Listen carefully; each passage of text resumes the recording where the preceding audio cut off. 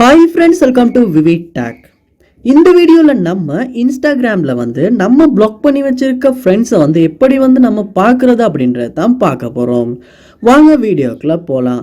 Video கடைசி வரைக்கும் skip பண்ணாம பாருங்க. இது தான் நம்ம சேனலுக்கு ஃபர்ஸ்ட் டைம் வந்திருப்பீங்களா இருந்துச்சுன்னா நான் தான் விக்னேஷ். மறக்காம நம்ம சேனலை சப்ஸ்கிரைப் பண்ணிட்டு அப்படியே பார்த்துல பெல் ஐக்கனையும் கிளிக் பண்ணிருங்க. நீ கொடுக்குற ஒவ்வொரு லைக்கும் சப்ஸ்கிரைபும் தான் எனக்கு நெக்ஸ்ட் வீடியோ பண்றதுக்கான ஒரு மோட்டிவேட்டா இருக்கும்.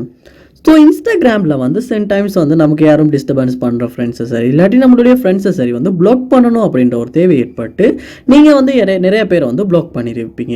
ஸோ இப்படி நீங்கள் பிளாக் பண்ணவங்களை உங்களுக்கு பார்க்கணும், யார் யாரை நீங்கள் பிளாக் பண்ணியிருக்கீங்க அப்படின்றத தெரிஞ்சுக்கணும்னா எப்படி அதை பார்க்குறது அப்படின்னா, ஃபர்ஸ்ட் ஸ்டெப்பாக நீங்கள் இன்ஸ்டாகிராம் ஆப் ஓப்பன் பண்ணிவிட்டு ப்ரொஃபைலுக்கு போயிருங்க.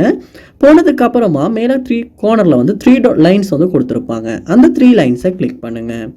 கிளிக் பண்ணிவிட்டு இதில் செட்டிங்ஸ் அண்ட் ப்ரைவசி அப்படின்ற ஆப்ஷன் ஒன்று இருக்கும், அதையுமே கிளிக் பண்ணிடுங்க. கிளிக் பண்ணதுக்கப்புறமா இது கீழே ஸ்க்ரோல் பண்ணுவீங்களா இருந்துச்சுன்னா who can see your content அப்படின்றதுக்கு கீழே பிளாக் அப்படின்ற ஒரு ஆப்ஷன் ஒன்று கொடுத்துருப்பாங்க. அந்த ஆப்ஷனை கிளிக் பண்ணுங்கள். கிளிக் பண்ணோடனே நீங்கள் பிளாக் பண்ணி வச்சுருக்க உங்களுடைய கண்டெக்ட்ஸ், அதாவது உங்களுடைய ஃப்ரெண்ட்ஸ் எல்லாருமே இந்த இடத்துல ஷோ ஆவாங்க. அதாவது நீங்கள் பிளாக் பண்ணி வச்சுருக்க profiles and user names account இந்த இடத்துல ஷோ ஆகும்.